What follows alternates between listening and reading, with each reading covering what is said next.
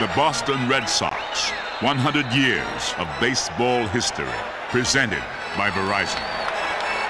Verizon. 2 days after Christmas in 1967, Jim Lonborg tore 2 ligaments in his left knee while skiing.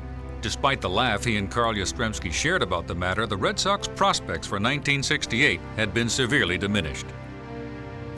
The saving grace that season was provided by Ken "Hawk" Harrelson, who became the storyline in the Year of the Hawk. The colorful Harrelson took New England by storm. He belted 35 home runs and led the majors in both RBIs and sartorial flamboyance. I think he had at least 30 Nehru suits. One for each day of the month, you know. Kenny, when he bought something, he'd have them deliver it to the clubhouse. But he didn't buy one suit. He might have bought 50 suits. And here come the boxes of suits into the clubhouse. Kenny was he's just a great guy to have on a ball club. People look at him sometimes and say, well, he was the Hawk, he had his Nehru suits, he was doing all this stuff. But Ken Harrelson, as people found out later when he became a broadcaster, is very knowledgeable of baseball and very much into baseball. I always put myself in 2 different personalities anyway. There's Ken Harrelson and there's a Hawk. And I remember a lot of times that I would be on the on-deck circle, in a big ball game, especially going down in that pennant stretch in '67, and I'd say, all right, Kenny, get out of the Hawks' way and let him go. There she goes. Has it got the legs? We'll see. It is gone for a home run. The Hawk. Ken Harrelson was named the American League Player of the Year in November of 1968. 5 months later, the Boston sports team was turned upside down when the Hawk was traded to the Cleveland Indians. While his devastated fans protested at Fenway Park, a shocked Hawk paid a visit to general manager Dick O'Connell. The next day, I snuck into the ballpark because there's so many people out there. I put a disguise on and came in and snuck up to his offices. And I told him, I said, Richard, you made yourself a hell of a trade. I said, there's only one problem, I'm not going. After retiring for a few days, Harrelson recanted and reported to the Indians, ending the Year of the Hawk. Tony Conigliaro sat out the entire 1968 season to return on opening day of 1969. He celebrated his return with a dramatic 10th inning at-bat. Drive to left center, Blair's back, and it is home run for Conigliaro. Eye specialists had regarded Tony C's comeback as a near miracle, and the return was made even more emotional by the greeting he received from his brother Billy, number 4, a Red Sox rookie, and the kiss he received from no-nonsense manager Dick Williams. What a story here.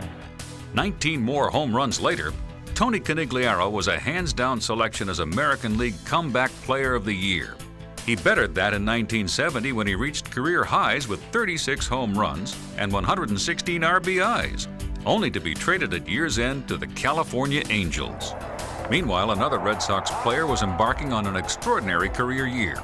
Rico Petrocelli, who had never totaled more than 18 home runs in a season, launched 40 out of American League ballparks, setting an American League record for a shortstop that lasted for 29 years. And then a breath of fresh air from out of New Hampshire, Carlton Fisk, who became the first unanimous choice for American League Rookie of the Year. The 24-year-old not only established himself as a take-charge guy behind the plate, but he also hit with authority. Nobody knew it in 1972, but in a career that would span 21 years, Carlton Fisk would play more games and hit more home runs than any catcher in Major League Baseball history, with one of those home runs being the most famous in the history of the game.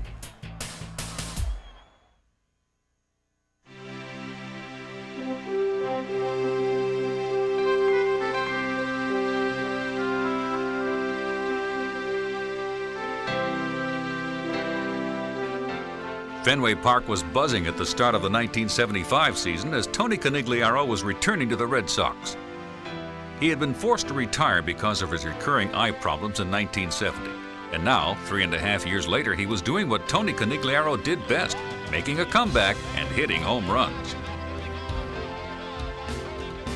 But in the end, the vision problems were too overwhelming, and within weeks, Tony Conigliaro, who overcame more adversity than any person should by the age of 30, retired for good.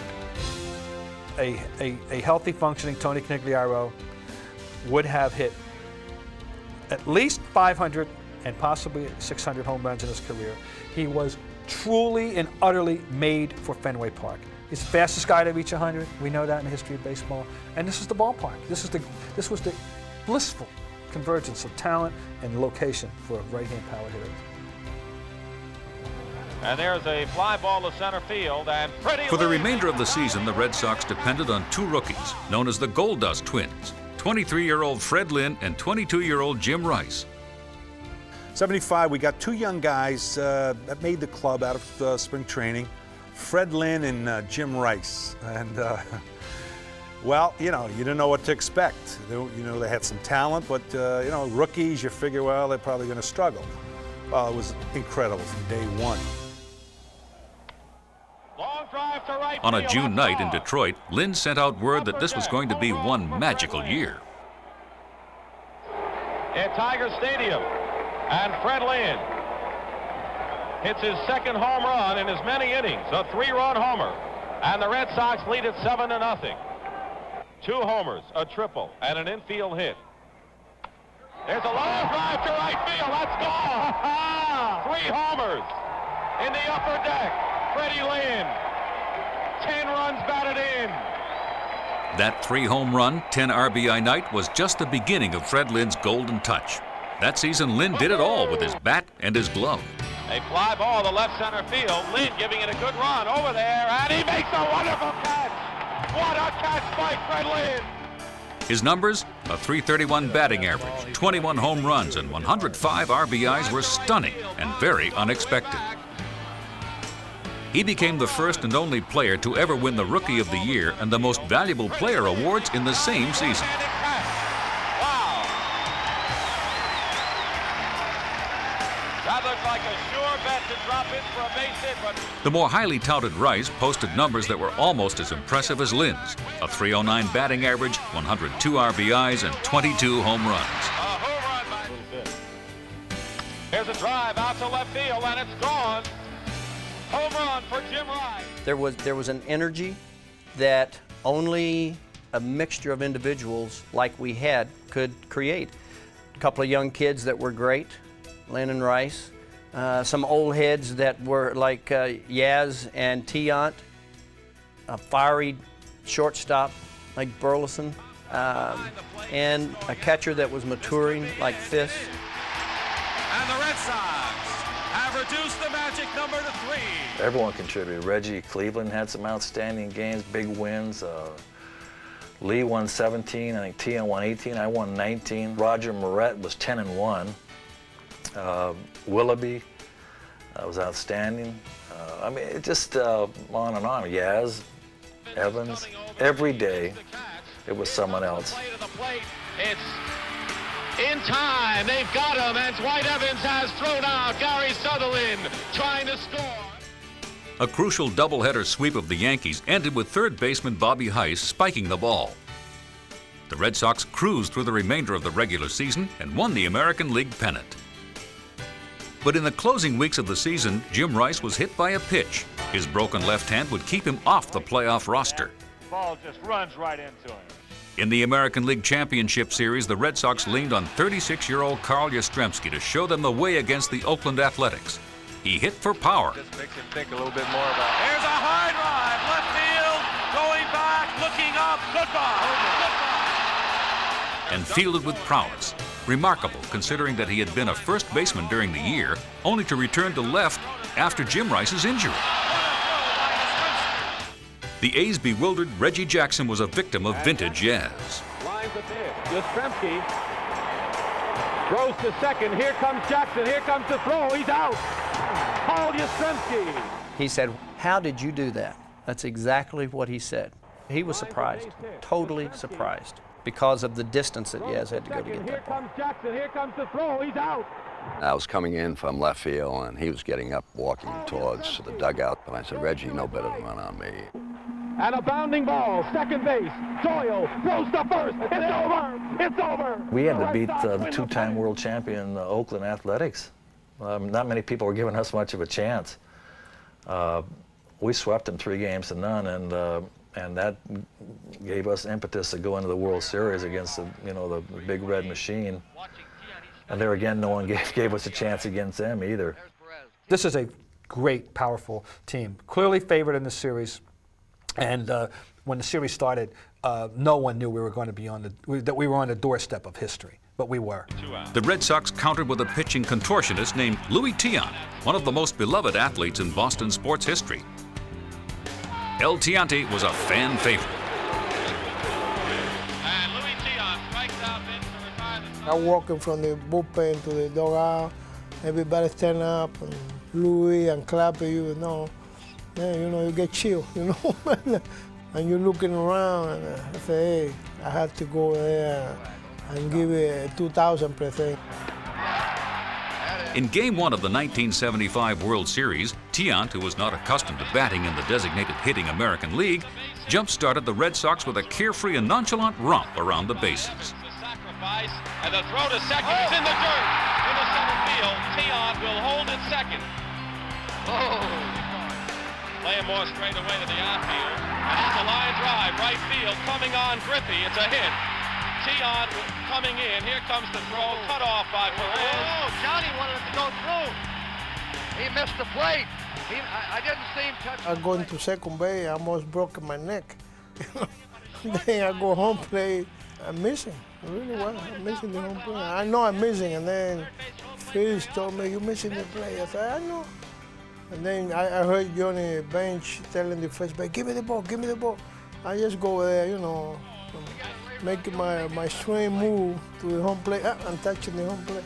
El Tiante, he was, for one of the funniest human beings, and certainly one of the funniest baseball players I've ever been around, but one of the fiercest competitors and the best pitchers of that era. One of the best money pitchers that I've ever seen. He needed a win. He gave the ball to Louis, and usually you won. Raw day. And Petrocelli gloves it. A throw in time. And the Red Sox have drawn first blood in the 1975 World Series. Louis Tiant spins a 5-hit shutout to give the Sox... The Reds won the second game. In Game 3 in Cincinnati, the Red Sox' Carlton Fisk, Bernie Carbo, and Dwight Evans set the stage for their own roles in a series that was becoming great theater.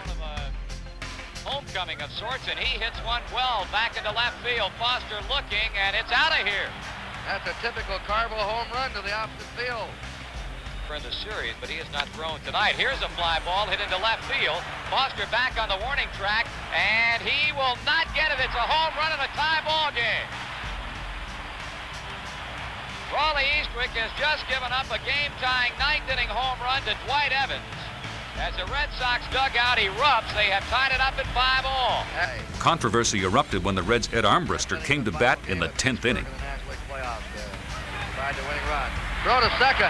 High. By Carlton Fisk over to third. Safe. We are going to have down at second. We're going to have an argument. They may reverse this decision. Red Sox are arguing interference at the plate. They are saying that a batter, after bunting, interfered with Carlton Fisk, the catcher, in fair territory.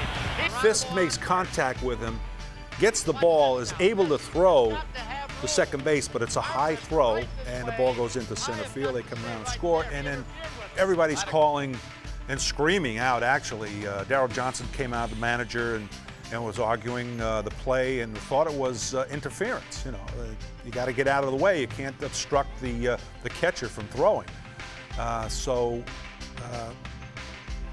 You don't win too many of these arguments, and we didn't in that one.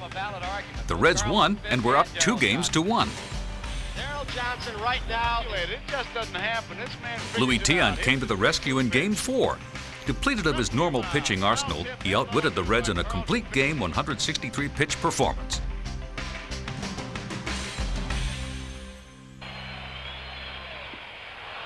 Struck him decoyed inside, went to the outside corner. That ends it. But at the end of 4, it's Boston. The World Series was tied at 2 games apiece.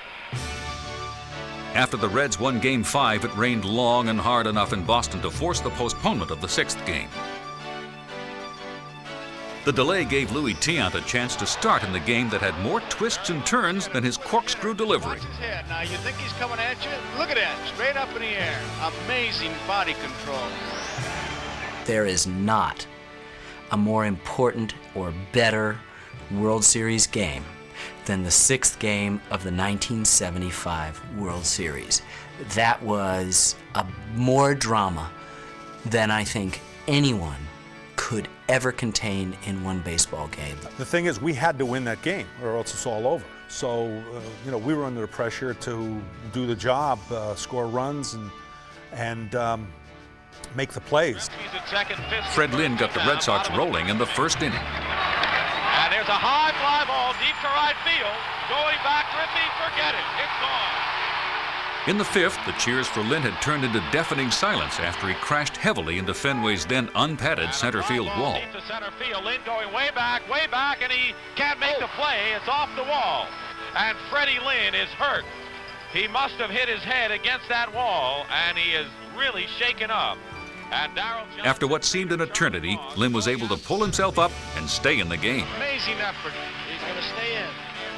With the Reds ahead 6-3 and only 4 outs away from winning the World Series, pinch hitter Bernie Carpel, who had hit a home run in Game 3, came to the plate. I think Freddie Lynn was on second base. I had walked. And you say, all right, Bernie, come on, you know, get a hit. Let's inch up a little bit on you know, this club. Maybe we can do something, tie it up. First swing, bad swing, terrible swing. Boy, I tell you. I mean, Bernie looked like he was, I don't know, riding on a pig, you know? I mean, he was like this and whoop. I don't know what that's like, but then the second one was just as bad.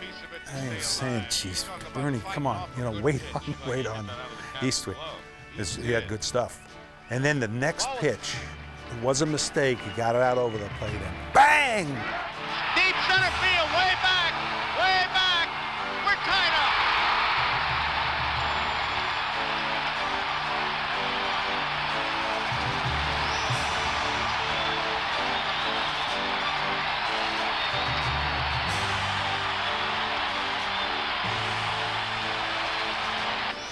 In the bottom of the 9th inning with the bases loaded and no outs, the Red Sox were ready to send the series to Game 7. Here it is. High fly ball, left field. Foster's got a shot. They're tagging up at third. Here comes the throw. It is in time.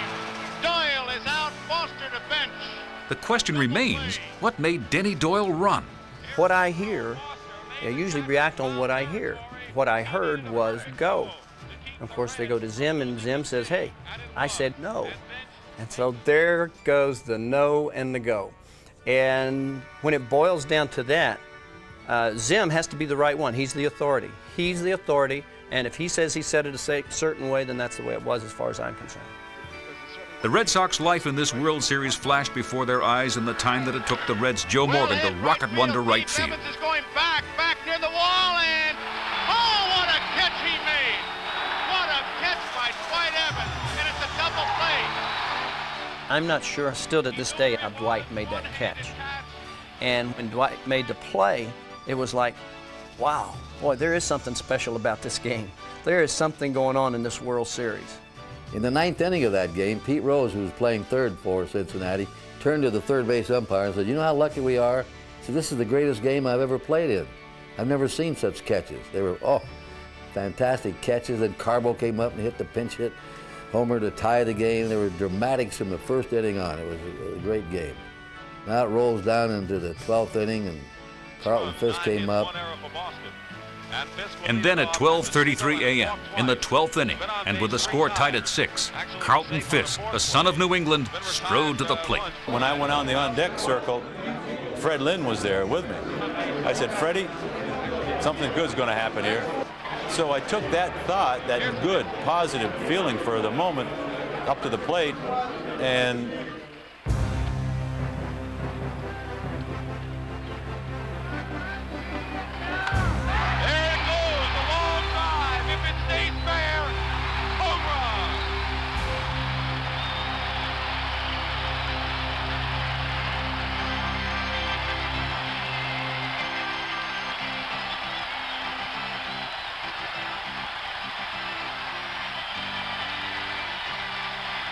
this home run went out and just reverberated. The church bells rang in New England towns all across this beautiful region, you know.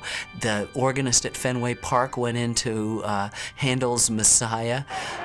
It was the Hallelujah chorus. It was an amazing moment, and we remember these things.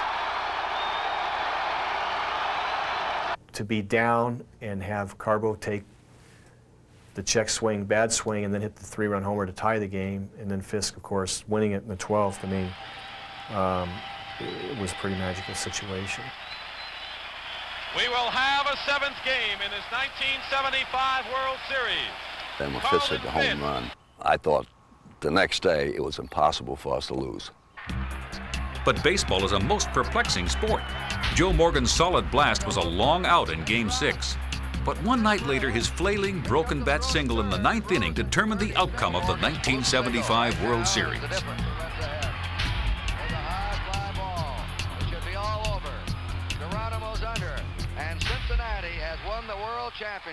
The last 3 World Series appearances by the Boston Red Sox had all gone the maximum 7 games, a point that author John Updike refers to as the edge of total victory. In 1946 and again in 1967, the Red Sox went the distance against the St. Louis Cardinals. But nothing to this point had the thrills, chills, and drama, and for Red Sox fans, disappointment of the 1975 World Series that provided some of the greatest moments in not just baseball history, but in all American sports history.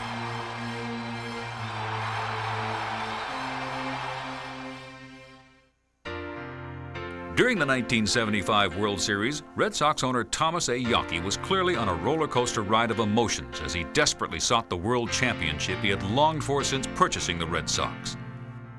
However, in July of 1976, Tom Yawkey passed away. With his wife Jean accepting his enshrinement in the Baseball Hall of Fame, his was a legacy that transcended the game. Have an owner like Mr. Yawkey and fellows like Mr. Harrington and the Duquettes and all the people were generous in more ways than one. I was treated like one of the family by Mr. and Mrs. Yawkey, who acted pretty much like a mother and father to all of us on the ball club. So he was an honest man, a good person, you know, for us, and he took care of the player very well. I loved the game as well as anybody, and his big thing was to win a World Series. I wish we could have done it for him. Tom Yawkey had transformed the Boston Red Sox franchise from one of the weakest in the major leagues to one of the healthiest. In the process, he created a New England institution. They put everything into the Red Sox, never took anything out, and still are not taking anything. They're leaving all of this huge value of this franchise for the benefit of the people through their family foundation. And the people, through the local charities, are going to benefit forever from the generosity of the Yawkeys. I'm sure that there is no other sports franchise in the history of sport that has had the impact that the Boston Red Sox have given to the fight against cancer and to a single institution like the Dana-Farber Cancer Institute as they have. And the impact that the Yawkeys and the Red Sox have had on that institution, I have to think in the long run, that will be the greatest legacy that the Yawkeys have left behind, that they were possibly and the foundation that really brought cancer to its knees as far as the Dana-Farber's support of that. Tom and Jean Yawkey's initials are indelibly etched in Morse code on Fenway Park's left field scoreboard. For it was they who saw to it that the franchise's trademark would be stability, class, and commitment.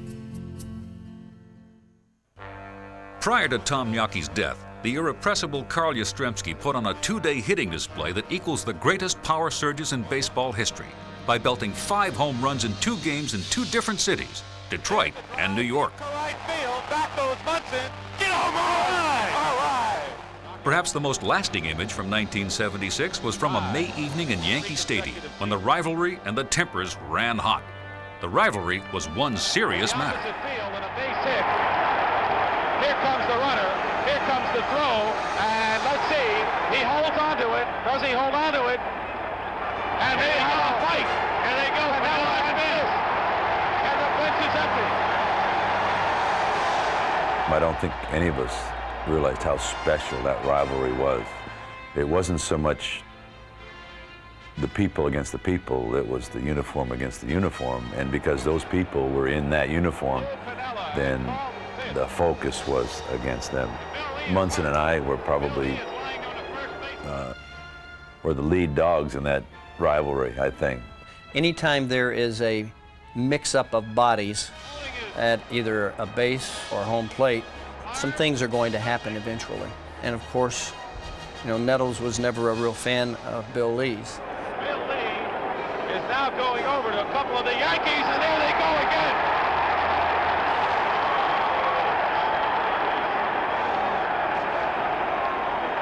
Mickey Rivers right in the middle of it. Mickey Rivers is the guy that's trying to hit everybody with a sucker punch. And the thing that I remember the most about it was the crunch when Lee went down. The brawl took its toll. Southpaw starter and Yankee killer Bill Lee separated his pitching shoulder and did not return until September that season. Once again, the battle lines with the Yankees had been drawn. Things have gotten out of hand here at Yankee Stadium. The Red Sox have traditionally been a team for and about sluggers, with the 1977 squad being the most prolific. They belted them often and set a team record with 213 home runs. They belted them long. Carl Yastrzemski became the only player to ever hit the right field facade. It is a home run.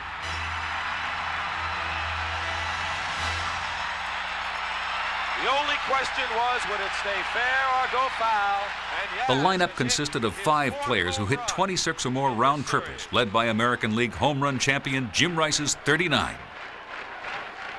There it goes, way out of here. A grand slam home run.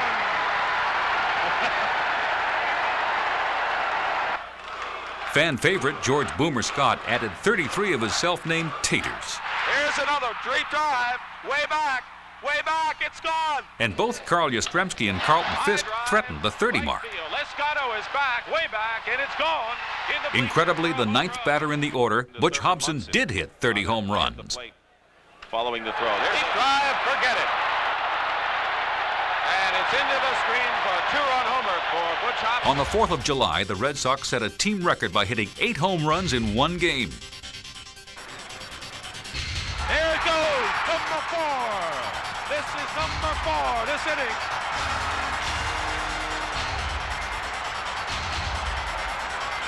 Confident in the team's slugging ability, the Red Sox added 2 top-of-the-rotation starters for the 1978 season.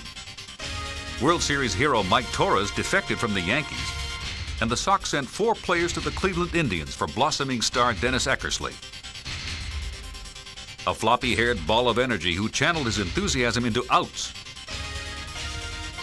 Holdovers Louis Tiant and Bill Lee provided a baffling right-left combination.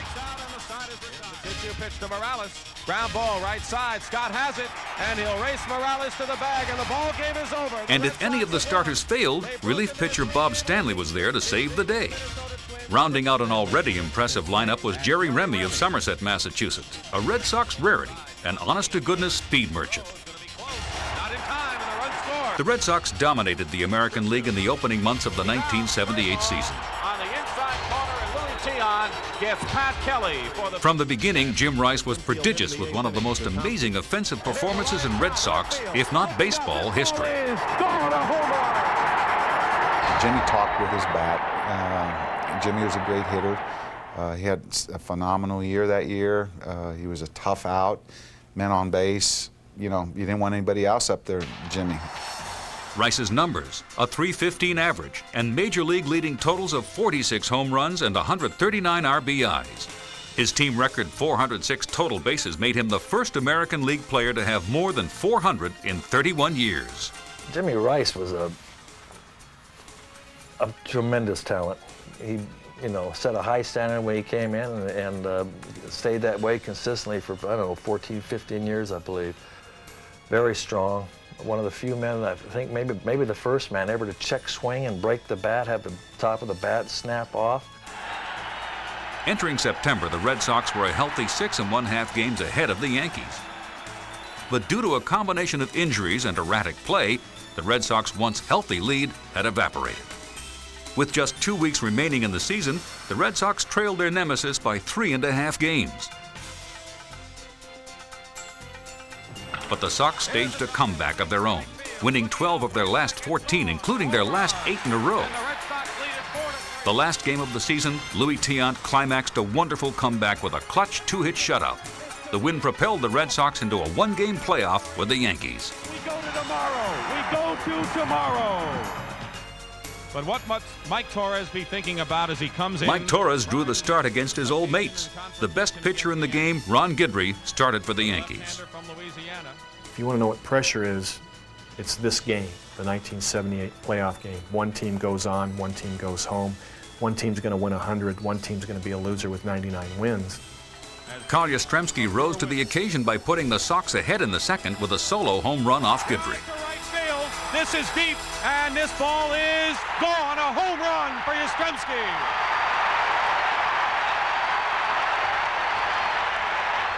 Rice knocked his 139th run of the season in the sixth. Base hit. No, line drive. Base hit it is. All right, run scores. It's 2-0. Big run for the Red Sox. 2-0 in favor of Boston.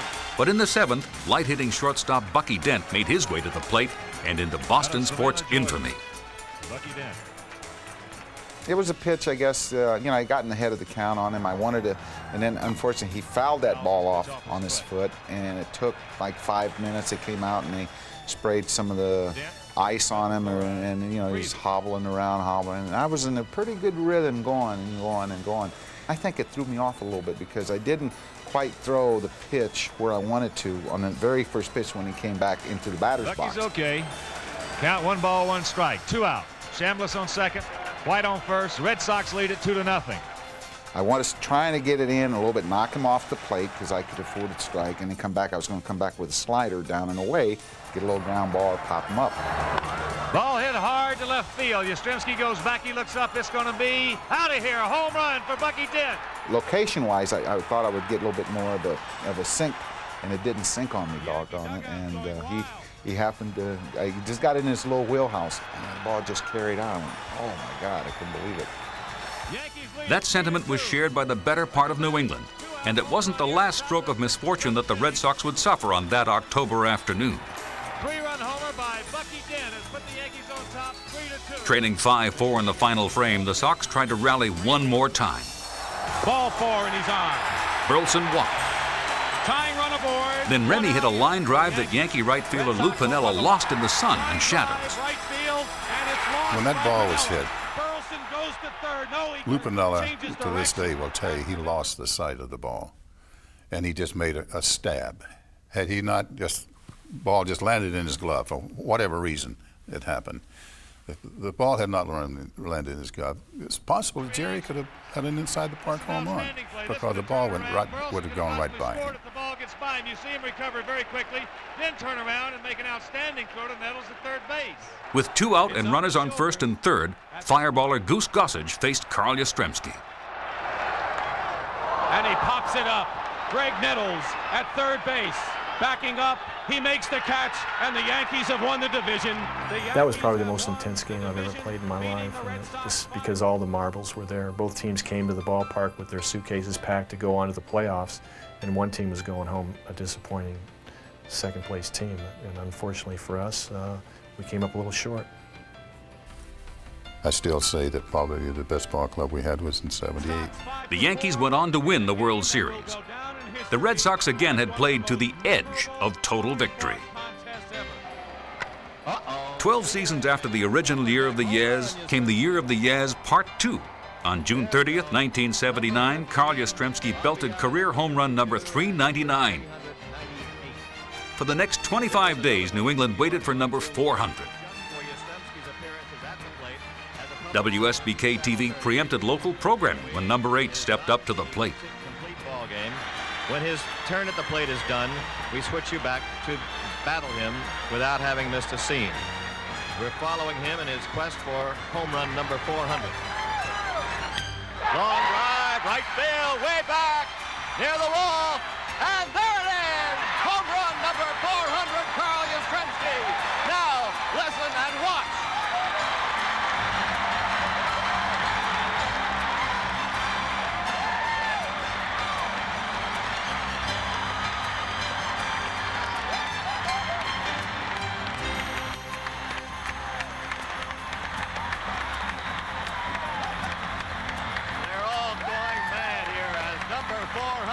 been hit by Carl Yastrzemski, and watch him. Up everywhere at Fenway Park. Then, 2 months later, Carl Yastrzemski, heir to Ted Williams' legacy, confirmed his reservation in Cooperstown. There goes the ground ball. Base hit! Number 3,000. Yastrzemski's got it. And all hell breaks loose at Fenway Park. The fans in Fenway Park had witnessed baseball history. Carl Yastrzemski had become the first American League player to have both 3,000 hits and 400 home runs. The last hit was the hottest of all 3,000.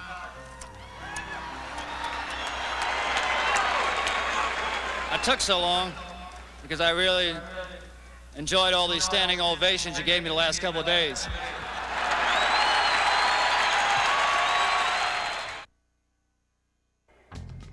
The early 1980s saw the development of Dwight Evans into baseball's premier right fielder.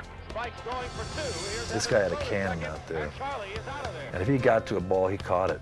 He made sliding catches. I mean, he always made the right throw. He always knew the game. He always knew the situation at hand, where to throw the ball. Hit for power, too. Here's another guy that's up there with Hall of Fame type numbers. A decent hitter in the early part of his career, Evans tied for the 1981 American League lead in home runs. In the 1980s, he had more home runs and more extra base hits than any American League player. It is home run, Dwight Evans, 6-3 ball game. Also in 1981, newly acquired third baseman Carney Lansford led the American League in batting at .336. Lansford suffered an injury in the 1982 campaign, opening the door for Wade Boggs, a rookie third baseman who would wind up being a veritable hitting machine for the Red Sox. Boggs was a 5-time American League batting champion, and he is the possessor of a career Red Sox batting average of .338. That ranks him second only to Ted Williams in team history. He would keep fouling off the ball, until he got the one he wanted to hit. Again. But then you've seen this before. And I don't think I've ever seen a hitter that was as good a hitter as Wade Boggs with 2 strikes on it. A 3-2 count. 4 or 5 foul balls and a single by Boggs. 2 on, nobody out. Boggs was a guy, when he hit and got on base, we won. And when he didn't do that, we didn't win too often. And he played tremendous third base. Very seldom ever made a bad throw. And his fielding was great. He wasn't a great fielder when he came up, but he made himself one. Nice play. 2 of them in a row by Wade Boggs. At the conclusion of the 1983 season, Carl Yastrzemski, at age 44, the oldest player ever to wear a Boston uniform, and second only to Ted Williams as the most prolific slugger in Red Sox history, called it a career. And what a career it was. 23 years in a Red Sox uniform, the most games played in American League history, 3,419 hits, 452 home runs, and 19 All-Star selections. The ageless one, Carl Yastrzemski. Well, what are you going to say? The man is just great. Unlike Williams, he chose to make his last appearance in a Red Sox uniform an unabashedly public party. Yaz is a very quiet, introspective kind of guy, and I think there was some question of how he would react to this, but it was so warm. Special day for me. Everything was orchestrated so well. I'm extremely honored that so many of you came here to share this day with me. I thought that, geez, that day that I watched him retire on the field, he was again bigger than life. He just grabbed a moment and really made it a special day in Red Sox history. New England, I love you. When I gave the speech, I didn't know what I was going to do after I was finished. And then I said, well, I've got to do something, so I said, I'm going to run around the field.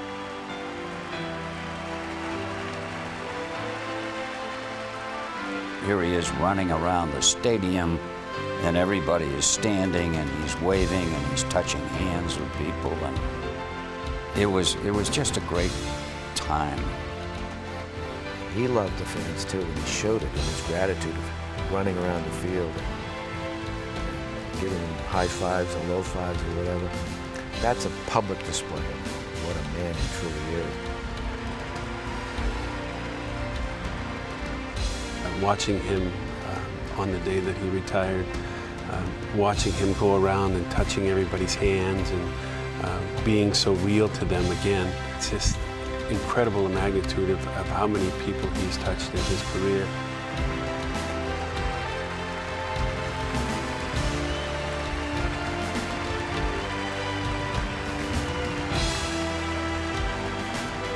Everything else stopped.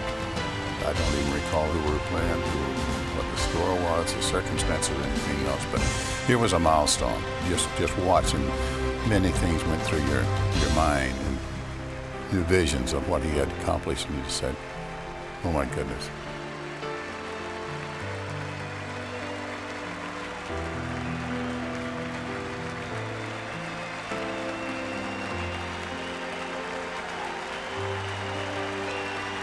The players and the Indians team is standing up as he goes by third, and he's shaking hands with them.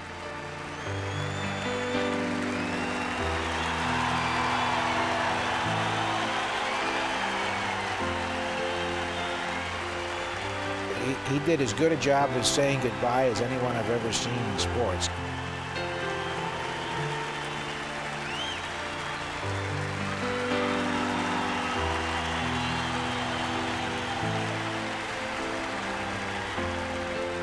I said, and the final score today is, Yaz, we love you.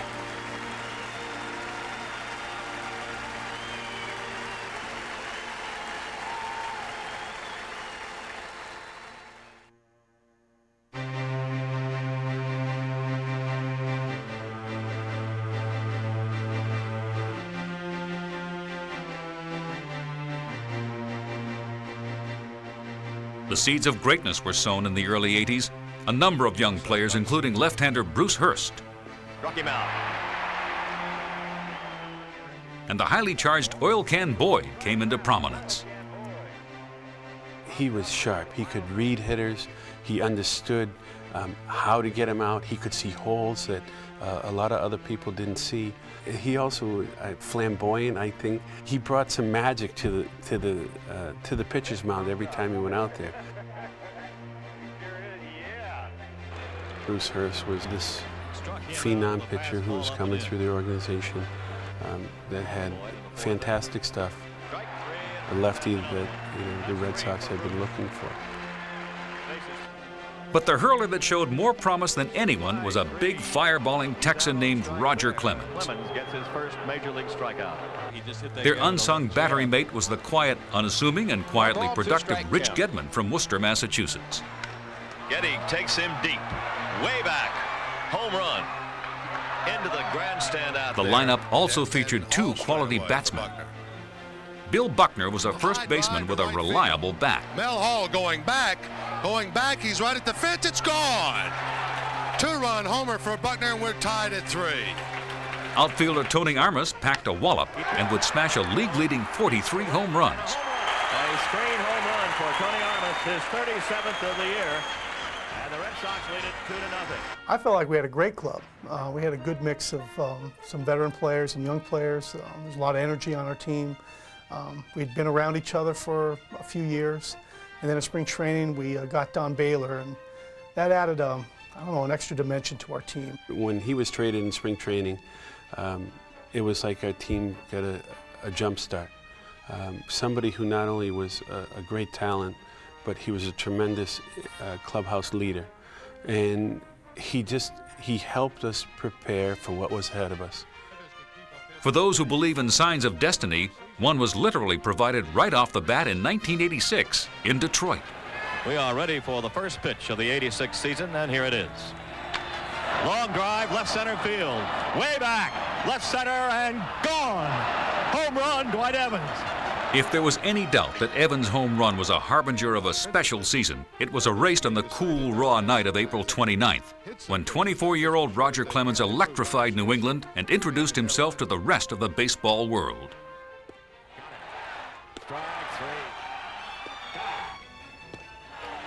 When you're mounting up strikeouts and you're out there doing it, nobody's talking to you. When you're doing something like that, it's somewhat like a no-hitter, where guys don't want to talk to you. Strike 3. Struck him out. It was probably more intense in a way than a no-hitter. You know, he just didn't know if he could keep it up, and he was doing things that nobody had ever done before. The thing that's ironic for me is that he didn't walk anybody. Defensive set. Popped up right side. Playable for Baylor as he drifts into foul ground now. And has it go off his glove. That gives Roger another chance.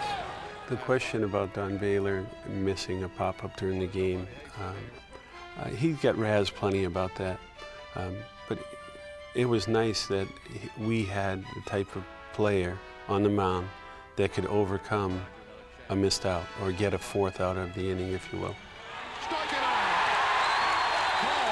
Now, watching Roger pitch that night, you knew something was up in the first 2 or 3 innings, because normally when Roger pitched, there were a lot of foul balls. The Mariners weren't even making contact. They were swinging and missing. There were very few foul balls. He was just mowing them down. And about the 3rd inning, he started a string of 8 straight strikeouts. And I said, let's get out the record book because something special is going to happen tonight. Got him. 13 and a new Red Sox record. I struck out in the 1st inning and in the 9th. So I was 19, 1 and 19. And I had no idea because, I mean, we knew he'd struck out a lot of guys, but it was a good ball game. But as the game went along, it was a 0-0 game up until like the 6th or 7th inning. So the strikeouts really were noticeable, but not noticeable because there was a bigger thing at hand, and that was to try and find a way to win the game. Young's place.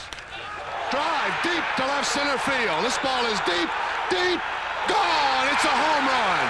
3-run homer for Evans. The Red Sox lead 3-1. For 9 innings, I watched this guy play catch with his catcher. There were so many swings and misses or balls taken that were just unhittables. You don't deal that too often. And like I said, it was incredible in the sense that everywhere I put the glove, he hit it. I would like to take some credit for it, but it was all him. I would think they would just stay up. Yep. As a matter of fact, I'm going to stand up. A new record. Clemens has set a major league record for strikeouts in a game. 20. Clemens led the way on a rocket ride to the top of the standings in May. Rocket Roger himself was en route to a 14-0 start, and everything was going right for the Red Sox. Second strikeout for Clemens.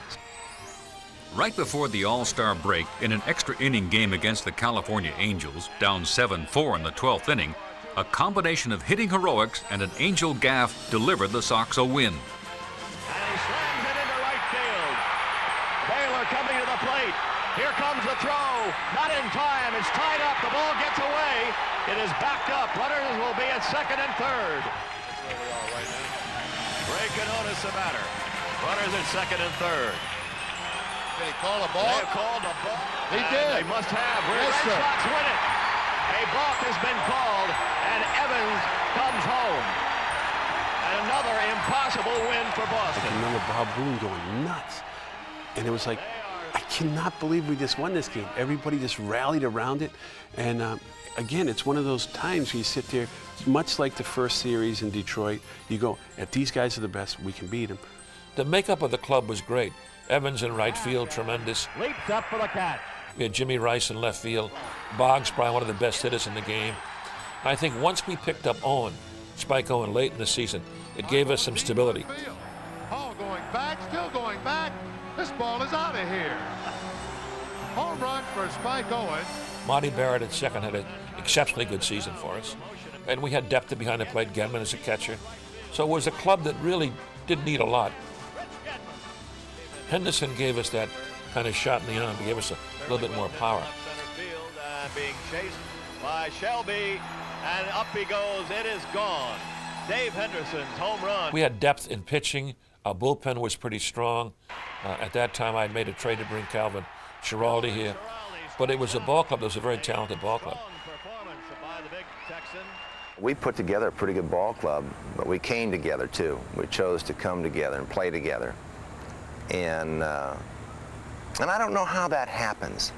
It just happens. You know, you get confidence in one another. You know guys are going to stick up for you. You know guys are going to back you. You know, you know the guy behind you is going to hit, or the pitcher that's coming up is going to, the next day is going to bring us out of a slump. You just knew things were going to happen, and it creates that winning attitude. Sensing that the team had a chance to go for it all, Lou Gorman acquired future Hall of Famer Tom Seaver. Between Baylor and Seaver in our clubhouse, they were unbelievable catalysts and leaders on that ball club. And everybody went to Seaver or to Baylor. And Baylor wasn't afraid of anybody. Baylor would challenge anybody in there. He felt they weren't putting up. He'd go to them and get them face to face, right up in their face.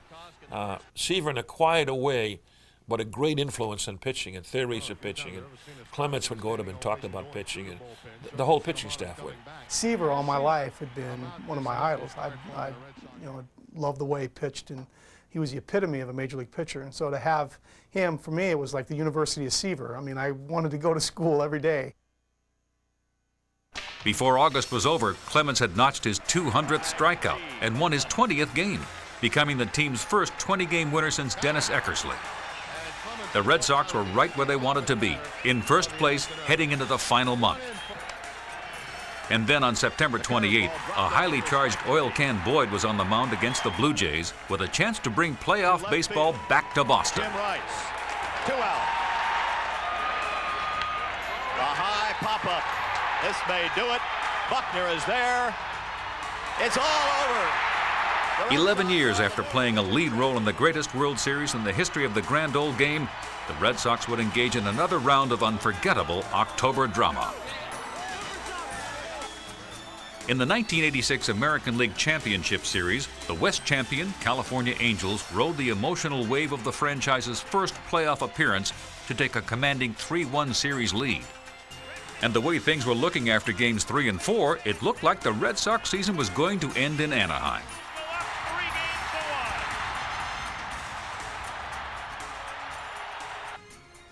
The beginning of the series did not go well for us. We were able to battle and scratch, and there was a lot of tight games in the series. The series was over basically in California. The center field and deep and carrying and gone was just off his glove for a home run. What happened was Tony Amos got hurt. He started that game in center field, so Henderson was a late replacement. Came in the middle innings, and then Gritch hit a drive to left center. He went back to the fence, hit his glove, and knocked it over for a 2-run homer, which looked like it might be the difference in the series. Bruce Hurst took a 2-1 lead into the 6th, where it appeared that the fates were conspiring against the Red Sox again. Making matters worse, the Angels added 2 more runs in the 7th for a 5-2 lead.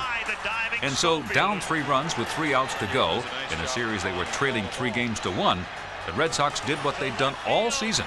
They battled back. Pettis goes back, leaps, and she's gone. And it's 5-4.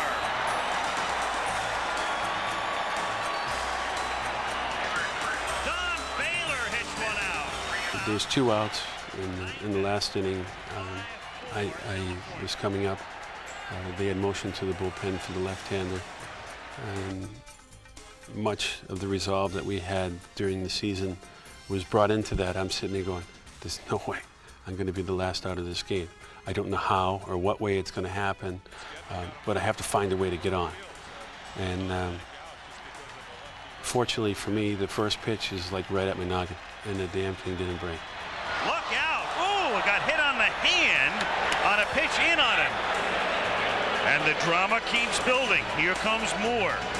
In a scene straight from nearby Hollywood, Dave Henderson was faced with the added prospect of making the final out of the Red Sox season. 1-0. David played hard every day. He played hard every out, every inning, and he had the most positive attitude, and he was so clutch. And he just, there was no quit in him.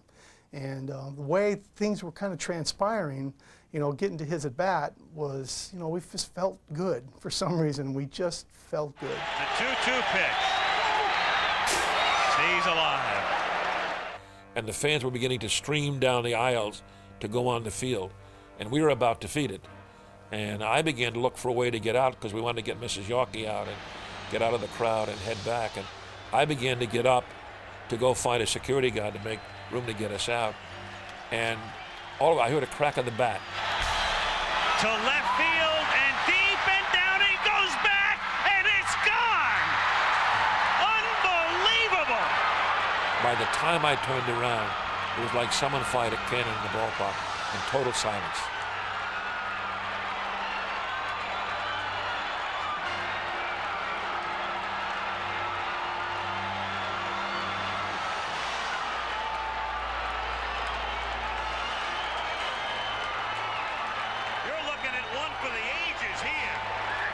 Game 5 was the greatest game I've ever been in my life. There was more, especially the last 2 innings, there was more ups and downs and emotion and energy than I'd ever been around. I've never been around 50 or 60,000 people like at Anaheim that was deathly silent. The only people we could hear were ourselves. Forgotten in the euphoria is that the Angels tied the game in the bottom of the 9th, sending the game into extra innings. The throw home is there. No, he's safe. It looked like it was over, and Henderson had to perform the heroics twice. Then the Red Sox loaded the bases in the 11th inning, and he hit the sacrifice fly. And it's drilled to the gap in left center field, deep enough to score a run. Pettis makes the catch. Baylor tags. Red Sox lead 7-6. Popped up. Here comes Stapleton. Next plane to Boston. Although the Red Sox trailed in the series 3-2, in their minds the series was decided. Somehow we came from the depths of being eliminated and scratched our way back and won Game 5. But what I remember most is after winning Game 5, there was not a feeling that we would lose. There was a feeling of this series is ours. They're coming back to our hometown and they're not going to win. And the Red Sox easily took Games 6 and 7, capping the greatest comeback in playoff history. Baseball's spotlight shines brightest in October, and in 1986, the Red Sox shared center stage with the New York Mets. But the season that began with a harbinger ended with a prophecy. The nightmares are that you're going to let the winning run score on a ground ball through your legs. So, you know, those things happen, you know, and just I think a lot of it is just fate. The team split the first 4 games, but pitcher Bruce Hurst put the Sox in the driver's seat by throwing a complete game 4-2 victory in Game 5.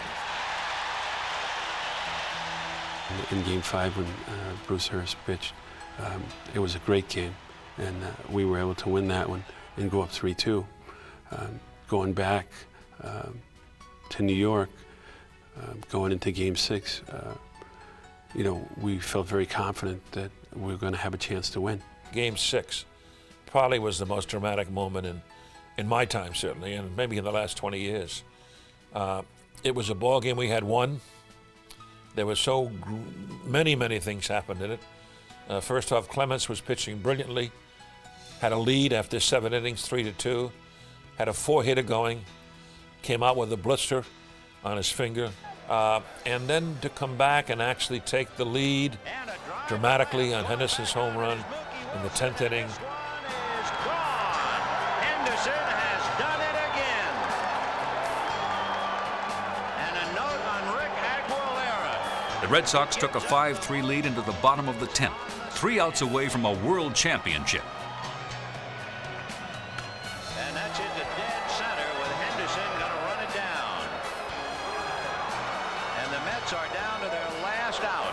Have 2 outs, 2 strikes in the batter, 1 pitch away, 1 strike away from a world championship. And then the Red Sox world and World Series dreams disappeared in a blur. Lined into left field, base hit for Carter, and the Mets are still alive. Curveball, and that's going to be hit to center, base hit. And that's going to be hit into center field, base hit. Here comes Carter to score, and the time run is at third, and Kevin Mitchell. He wants Bob Stanley to pitch to Mookie Wilson. Bob Stanley is a guy who was Red Sox through and through. At the time that he was playing, nobody did more for the Jimmy Fund. A quality guy, spent his entire career in a Red Sox uniform, and he really deserved to be the guy to close out the World Series. And it's going to go to the backstop. Here comes Mitchell to score the tying run, and Ray Knight is at second base. So the winning run is at second base with 2 out, 3-2 to Mookie Wilson.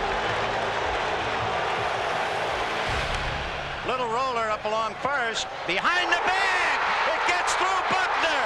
Here comes Knight, and the Mets win it. We were a strike away from winning that World Series 3 times. We had 2 strikes, 2 outs 3 times and couldn't shut the door. And it should never come to a ground ball to Bill Buckner. It should never have come to that. Why it happens and why those things happen, I don't know. I don't know. But I've never been so close and never wanted something so much. Bill Buckner was a major part of our ball club. We wouldn't have been in the playoffs of the World Series without him. And a great competitor, really great competitor. I feel badly that people only remember that one play when he missed that one ball. Because when you look back on his career, he had a great career as a major league player. There was still a Game 7 to be played, but much like the Angels had been following Dave Henderson's heroics, the Red Sox were emotionally spent. Destiny had taken a bad bounce, and when it was over, the Red Sox were left gazing at an all too familiar sight, the edge of total victory. That is the closest you'll ever come to winning and not winning the championship that we've so long sought after. And that hurt. That hurt. It was there. And again, you know, I think all our lives would be changed if somehow we would have been able to get that 3rd out. I remember a line that Mike Monagle had written some years ago. And he wrote a line, he said that baseball is not a matter of life and death, but the Red Sox are. And that suddenly the implication of that hit me that moment as you sat there consumed in that despair. The disappointment of the 1986 World Series did not, however, diminish the team's fire. In 1987, Roger Clemens powered his way to his 2nd straight Cy Young.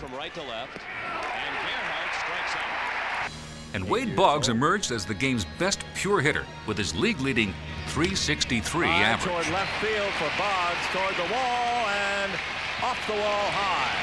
Takes the big hop. Boggs has a 2-out double. He goes deep, left field, high into the air. Game's over. Home run, Kevin Romine. 100 years of Red Sox history reads like a long book, yet each season unfolds as a story unto itself.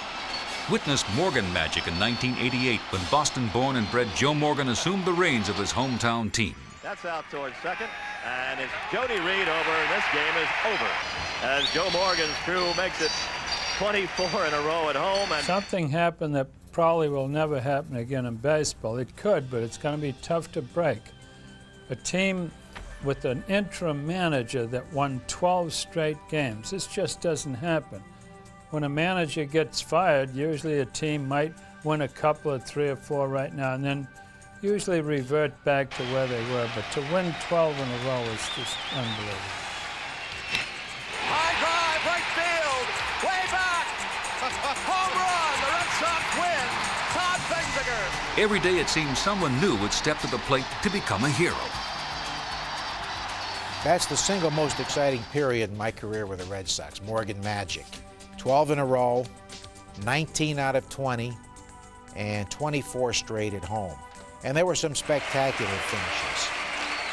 Barrett bangs one into left field. This game is over. The Red Sox win it 3-2.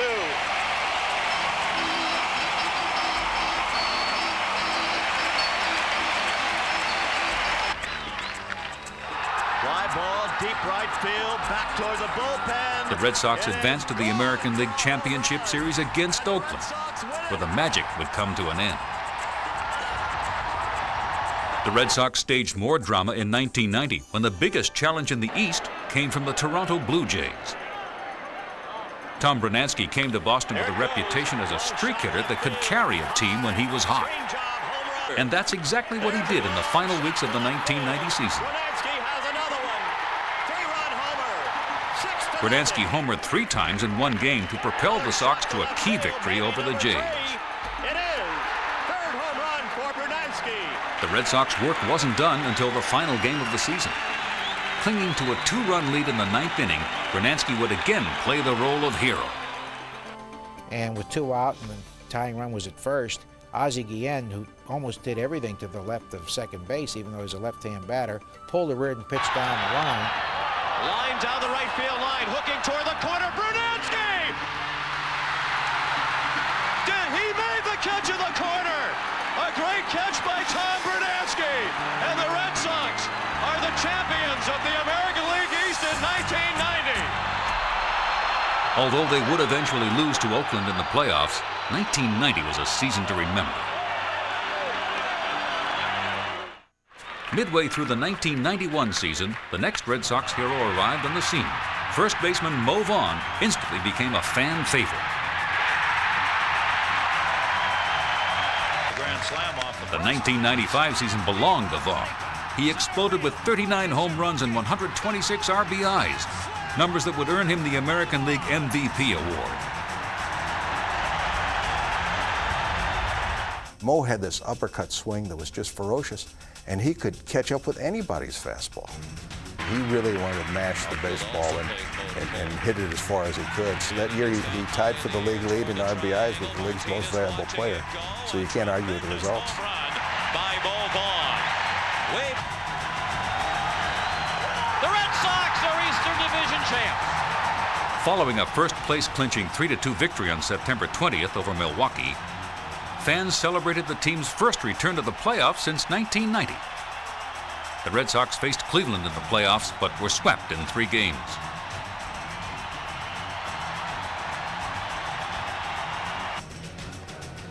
In 1996, Mo Vaughn continued to cement his place as one of the best hitters in Red Sox history, blasting 44 homers and knocking in 143 runs, the team's highest RBI total since 1950. Right center toward the 392 mark and over it. That same year, Roger Clemens, in one of his final pitching performances for the team, did something that he alone had done in baseball history. Now with 19 strikeouts. 1 shy of the record. I mean, totally dominating. You had a feeling about the 4th or 5th inning that you could be in for something special because he was just blowing hitters away. They weren't even close.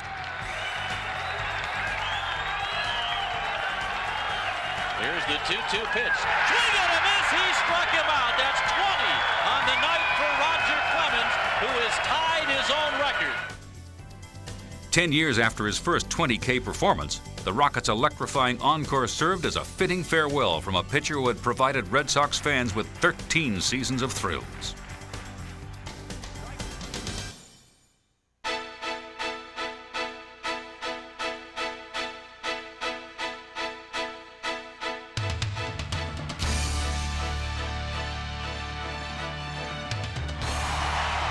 But as has been the case throughout Red Sox history, as one hero was making his departure, another one was waiting in the wings.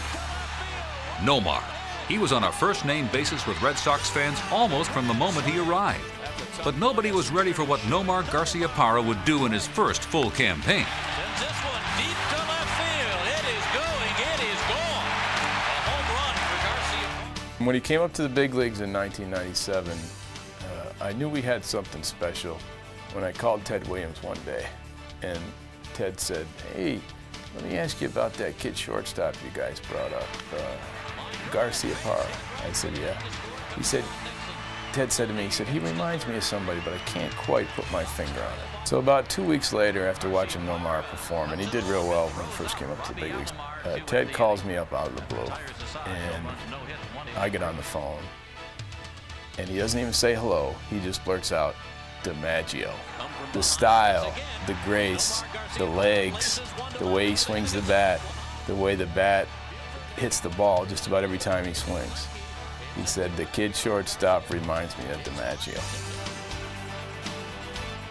Garciaparra had one of the greatest rookie seasons in baseball history. He belted 30 home runs and drove in just under 98 runs as a leadoff hitter. Nomar's outstanding offense was matched only by his glorious glove work. That's a tough play, a spinner to short. Nomar, a great play. If you say Nomar, you say, I paid my money to watch him. I'll put him right up there with the best players in the game, if not the best. Pedro Martinez has shared the Red Sox marquee with Nomar since 1998. Martinez has provided Red Sox fans with the pleasure of seeing an ace pitcher at the top of his game. He's one of the best ever, if not the best ever. I know every fifth day when he pitches, I'm a fan just like anybody else. If you've never been in Fenway Park, the day he pitches, the atmosphere is taken to another level. People ask me all the time, do I learn anything from him? I don't, because he's got 3 pitches that I don't have, and so every fifth day I'm a fan.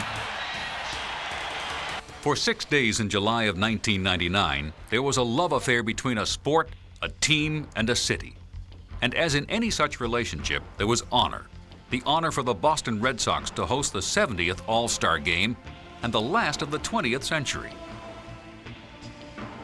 Every day around Boston and at Fenway Park during All-Star Week was new, fresh, and exciting. Could be all the way to Maine. The All-Star Game shared top billing with another Ted Williams flair for the dramatic. That came when he was introduced as a member of the All-Century team.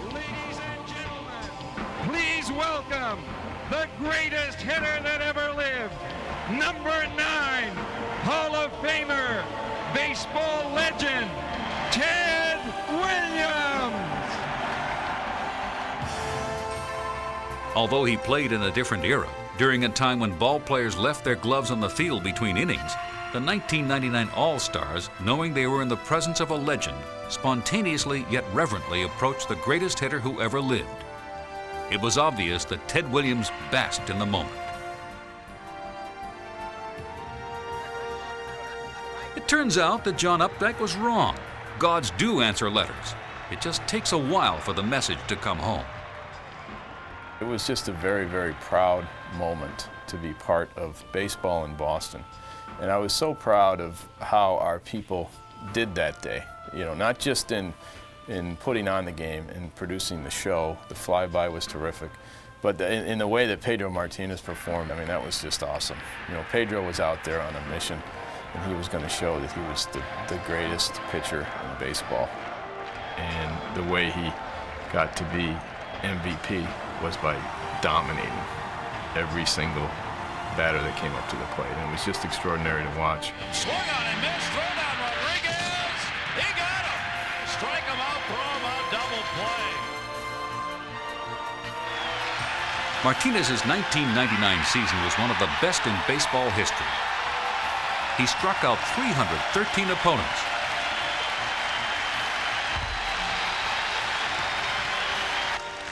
His 23 wins and 2.07 ERA earned Martinez the pitching Triple Crown and the first of 2 consecutive Cy Young Awards with the Red Sox.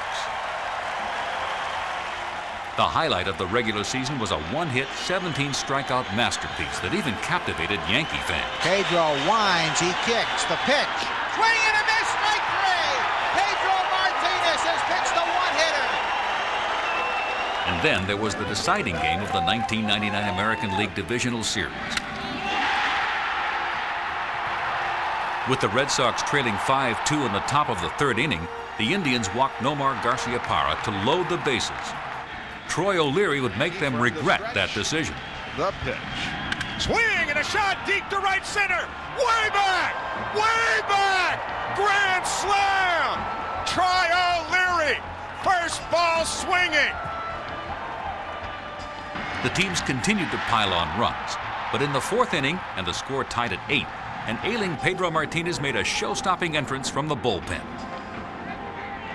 When he came out of that bullpen, it was an eerie feeling in the ballpark, because Jacobs Field, which is really one of the loudest stadiums in the American League, especially for outdoor facilities, they saw him come in and they went silent. And I think that they feared Pedro at that moment, as if to say, uh-oh, he's back, we're in trouble. And sure enough, that's exactly what happened.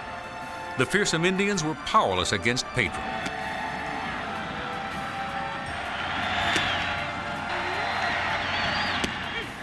As the game moved into the 7th inning, the Red Sox bats had cooled as well. When the Indians intentionally walked Nomar, Troy O'Leary made them pay again. Swing and a drive deep to right. Way back. This ball is gone. They did it again.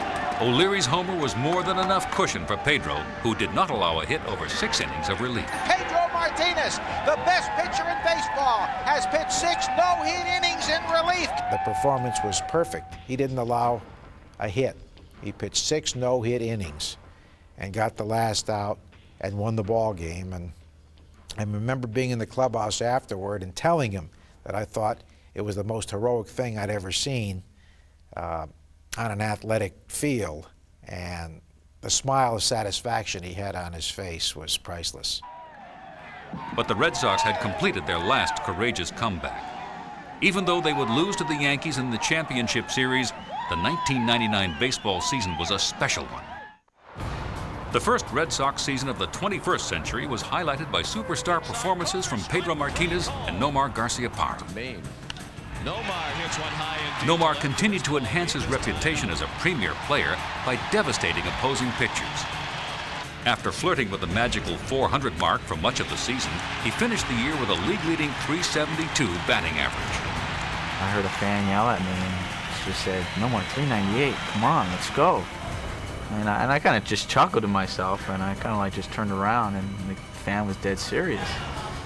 And I was like, wow, and I couldn't believe it, and I was like, you know, it's here, it's at the, you know, pretty much the end of July, August, and I'm like, I figured, you know, 398, but 400, that's pretty good. I figured I'm doing all right this year. But I guess the moral of the story is that I went home and I go, and I couldn't believe, I was like, man, these fans are killing me for batting 398.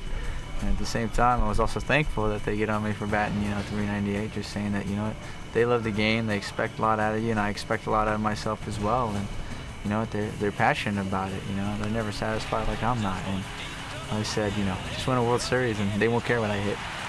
He became the first right-handed hitter to lead the league in hitting in consecutive seasons since Joe DiMaggio, 60 years earlier. In the second game of the 2001 season, Hideo Nomo, in his Red Sox debut, went into the 9th inning against the Baltimore Orioles with a chance to join the Red Sox no-hit club.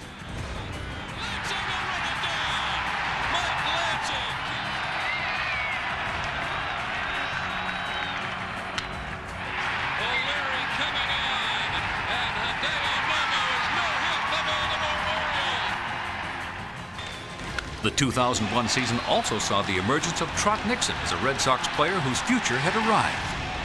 The great thing about Trot Nixon is that he's ready to play every day, and he gives his best effort to Red Sox fans day in and day out. You see him diving for balls.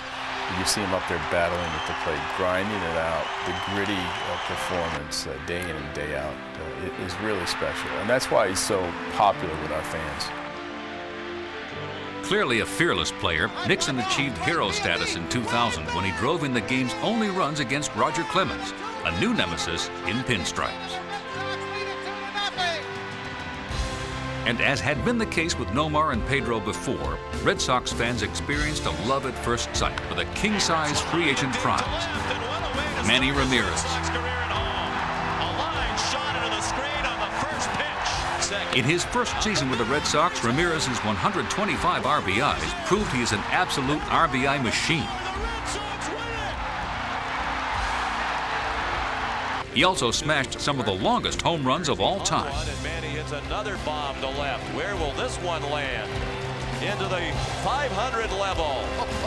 And way up into it. Red Sox believers feel that in their future, there potentially resides another 400 hitter, another RBI and home run champion, and a pitcher capable of winning more Cy Young awards. Throughout New England, love and hope spring eternal for the Red Sox. It has always been that way, and it will always be that way.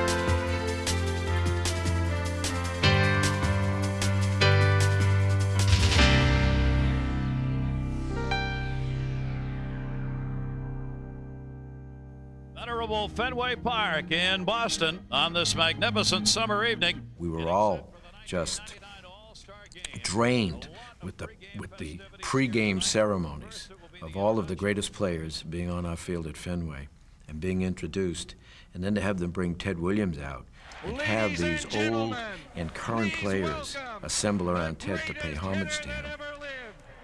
You knew it broke up everybody, and it transcended the ballpark. I mean, it went right out through the television screens to homes, and I had letters from all across the world from military people saying what a phenomenal. It was almost like they were telling me, you don't even have to play the game. You shouldn't have had to play the game. But then Pedro comes out and does what he does in the first 2 innings of striking out some of the greatest hitters in the game and becoming the most valuable player in the game. It was overwhelming with emotion. And later that night, Ted Williams had sat in our box for the latter part of the game. He made his rounds to pay his respects to many people, and then he came in and watched the last 3 or 4 innings with us, and he asked me if I could get Pedro to come up and visit with him after the game, and Pedro had just concluded receiving his most valuable player award for the game. Congratulations, Thanks. my friend. God love you. Thank you. You did a great Oh, job. Dad, again. You are a hell of a pitcher. Thank you, senor. Thank I you. love the way you pitch. Thanks a lot. Yes, sir. Maybe- I'm not kidding you. You know, you got to see a guy, and I've seen you on television a lot and everything, and you're impressive on television too, but when I saw you tonight, boy, I said that. Let me ask you something. Yes, sir. When you throw your fastball, do you hold cross seams or with the seams? That's cross seam. 80% of the time. 90% of the time is cross seam. Do you? Well, then you're really spotting your fastball more than anything else. Yes, I am. I'm Yeah, really on and top then of that. and every time you start the guy out, I called it tonight with 2 strikes. You threw a little sliders and whatever the hell it is you're throwing. Is that a slider you're throwing? It's a curveball. I'm just a 3/4 guy. Yeah. My angle is a 3/4, so it breaks away. It's kind of like a slur, a little bit, but it's a lot quicker. It's like 82, 83 miles an hour. No, you're a hell of a looking pitcher. Thank you very much. I It's a great love the way you, compliment from you. way you hump up. Boy. Dad Yes, signed sir. this for you. I'll Oh, tell you. thanks a I'll lot. tell Thanks you. a lot. I I'll appreciate tell it. you. I thought you Oh my God, this is a That's a great keeper, gift. isn't it, Oh Pedro? my God. Huh? Yeah. How can I say thanks? I mean, it's the greatest gift. You bring that back Let me take one of you, just you and Pedro. All right, Pedro and I. All right. 2 great guys, huh? Yes, yes. Oh my God, this is a great honor. Thanks. Thanks. Yeah. How many different angles do you throw your sliders from? It's pretty much probably 2. On right-handed side, I drop a little bit more. To lefties, I want to make sure it goes down a little bit, so I get right. on top a little bit Lefties, more. you've got to stay up high on it to make it effective. Because the Thanks. biggest thing about it is you want a ground ball, you don't want it in the air. you know? Exactly, that's exactly Yeah, right. that's right. How fast were you throwing tonight? You must know what, 97, 96? I was in 98. 98. Lucky Oh, 98. boy. What did your dad do? It doesn't work anymore. He used to be a supervisor. You're looking for early retirement too, huh? Thank you. Yeah, that's great. My dad used to be a pitcher. Did he? Yeah, he never made it to Pro Bowl because Grandma didn't believe in that. But he got to play with Felipe, Alou, Oh, Manny yes. Mota. Yes, Manny And Mota. All 3 are Lou brothers. He got to play with them in amateur ball over there. Is in that the middle. right? Yeah. Yeah. They all said he had a great arm, but my grandma didn't believe in that, so sent him to the farm to work. She did that. I can't understand how anybody that ever saw this guy throw the ball wouldn't just be amazed of how beautiful it is to watch. Honest to God, I think you're a beautiful pitcher to watch. Well, thanks a lot.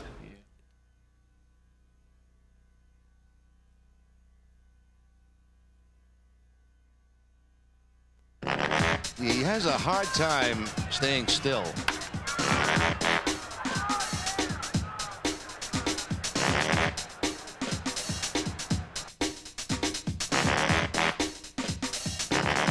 He was kind of a clown of baseball. He was kind of a part-time coach for Cleveland. I never could understand how he could do that when we're trying to cinch a pennant that day.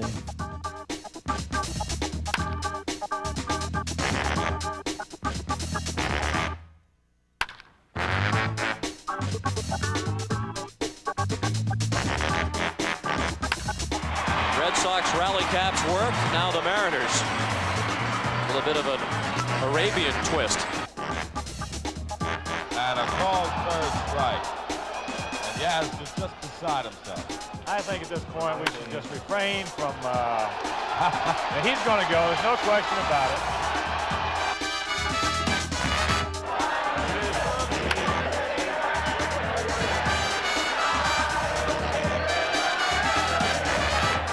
Red Sox trying to counteract the rally caps with the gloves on top of their rally caps. They've abandoned the rally caps, gone to the masks.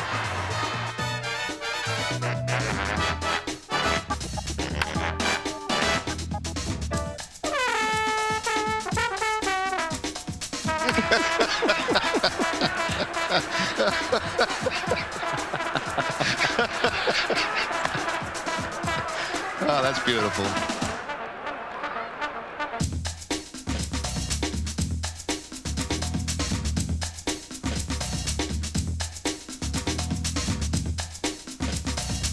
All right, 1 and 2 to Evans with the bases loaded, 2 down in the 7th, and the ball is thrown down to the screen. It's scored, and Stott is going to come on in, and he will score 2, and they're going to send him back, and that I have never seen before.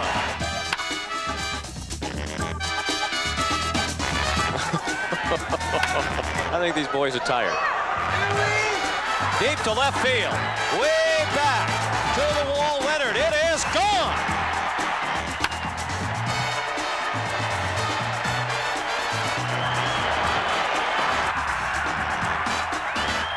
Well, Pedro's going to start here tomorrow afternoon at 4 o'clock over most of these stations, and hopefully he'll be freed by then.